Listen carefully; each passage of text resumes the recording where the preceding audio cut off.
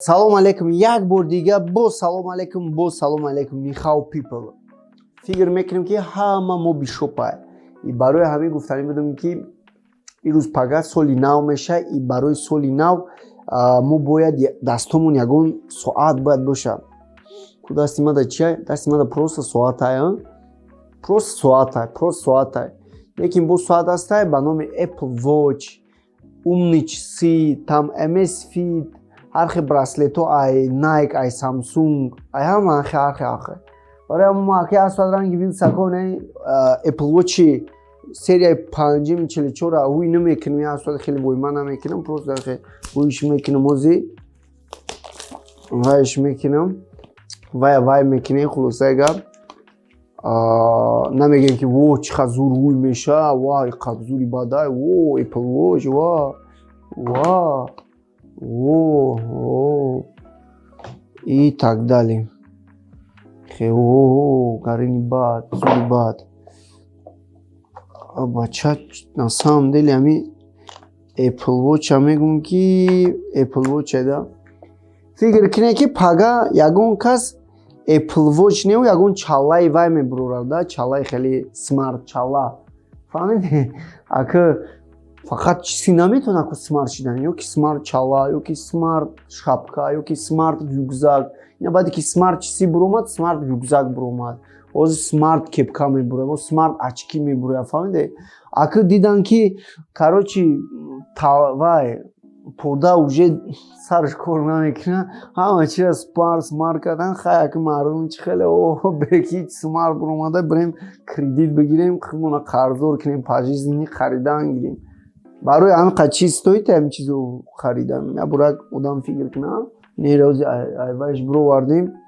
Представед кине ака баъд меган ки на самом деле компания расходи зур намекунад. Яъне нигоҳ кунем барои инами қадар чизиш, дисплеиш, инами чизои хеле кожини ай чарм, намедонам чӣ бошад, тайёр кардем, бо хеле аккуратна 44 кардагиям. Хеле ки як бузургвор гуфтааст, ба ҳар коре ки ҳиммат баста гардад, агар хоре бувад гулдаста гардад. Кстати дар Apple Watch нав дута кнопка, якта выключение во якта дига чия. Дама да дасти ман версияи селюлар, барои ки ида метавонед сим карта амоне, ида дунуш внутренний сим карта худаш астай, чипи худаш астай. Ма оз гап намезанам, о чӣ хеле зура и гарени бада исуса, ма просто як гап мезанам ки да Apple Watch қимат против Apple Watch арзон.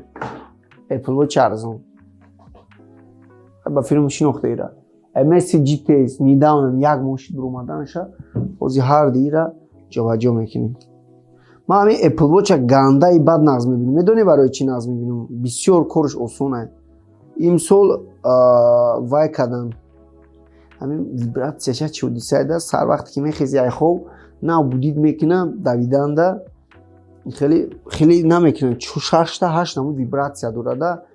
Мисол намекунам, просто хеле бабушко чӣ хеле бедор мекунан гулаканам хеле да. Дик местақа. Так. Ай той вақтаи установка мешава барои шумо. Ма умуман компания Xiaomi да аҳсан гуфтанем да. Барои чӣ биге? Барои ки да 1500 сомон ҳам қадар умни чизира создавад карда ҳама техно блогерои Россия гуфтаистанд ки вообще ничем не отличается, вообще один в один. Просто гирифтен Apple Watch копия кардан и буроварден ҳамин MS Fit GTS. Номшам аҷоибан GTS. Ранги нав ваяку Nissan GT-R. Барои шуморам пага агон домашний блюдо создавад карда и хости амуро буфурӯшед дар кӯча. Пирашки, масалан, пирашки пирашки масалан апаи фалони GT-R менависи, фаҳмиди? Ин бачаку уже маркетологошон кор кардагиан мисоада. Дурунҷ да ҳичи надошта. Как всегда расходи кам кардагиан китайсо.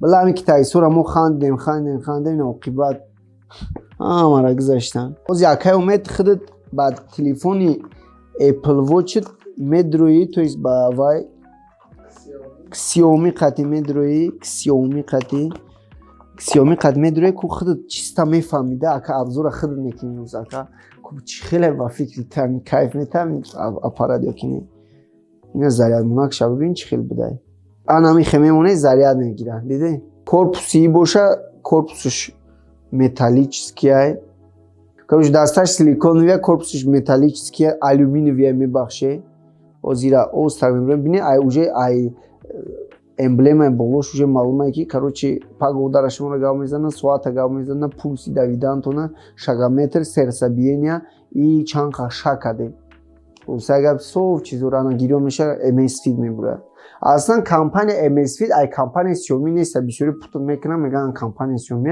ای خوامی توجی اکسیونری سیومی نیکیم عدل یا به غرض سواتو архи битавои техника холодильник фархи чизо мебуран так что будурен интересоваться кадани бошем марама интересоваться кини кстати барое ки мо розрушун ганда бад зури бад чава мошин бад чава ишмо дальше бисёртар тамошо кини мо науши ки айсада дар розруш мондам комеки дар бораи MSFit ва Apple Watch фикри хча гап мезана и пура нахстар мефаҳмона ки фарқияташ чӣ хелай ай ҳамун ходамо як кас соҳиби наушники i100 мешавад барои ҳамин фаромӯш накунед наушникои i100 шуморо ждат карда истед будурен ҳатман ман фикр мекунам ай канали ман одамо бисёр медонанд и тамошо мекунанд мо ҳозир скачат мекунем аппликейшни MSFit тавзидан момент ака скачат мекунем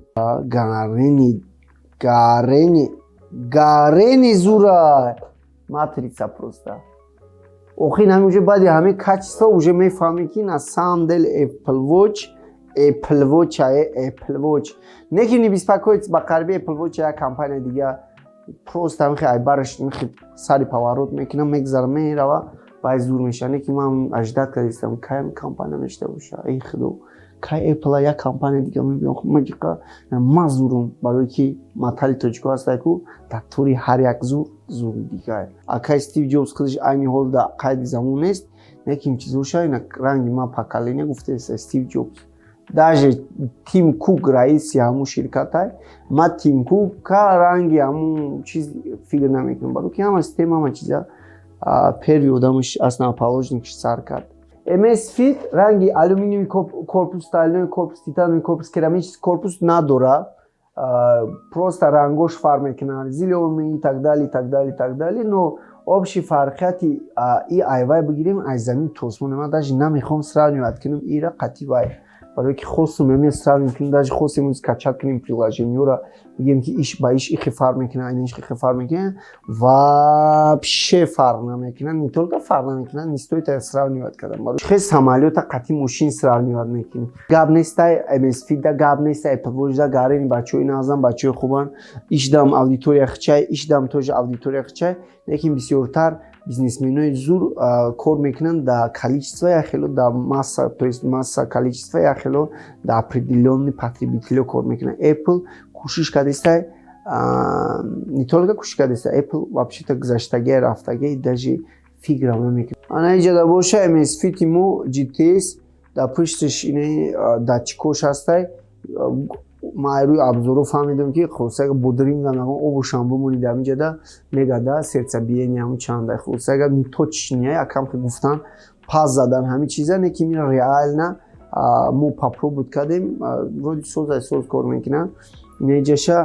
ҳамин чиста ҳамин деҳқони колхоз ничаспондагианда гуфти яка бидин ки колхоз ничаспондаги ман киҷош колхозай да фикри ман IQ абача IQ баланд қатъия техника наукае ки ҳар каса наметавона ха виднае ки чиз арзоне да а так не ки мехе бибини фикр мекунем ки ҳамин простатаи ҳамин чиз сиёмӣ барои ҳама маъқула ҳамин чизи простой ҳама чиза маъқула ина лаҳзаи ғурур агар дар назартон боша ҳамун амбра биёр амбра ҳамун сени амбра барои ҳаматон ҳамин чиз простой лекин ҳама ҳамун чиза тамошо мекунем барои ки чизи простой тестаре барои меган ҳамеша хоксор бояд одам бошад ин MSFit бип нархиш примерно 500 сомона сеташ да дасти ман ҳозир чикор мекунам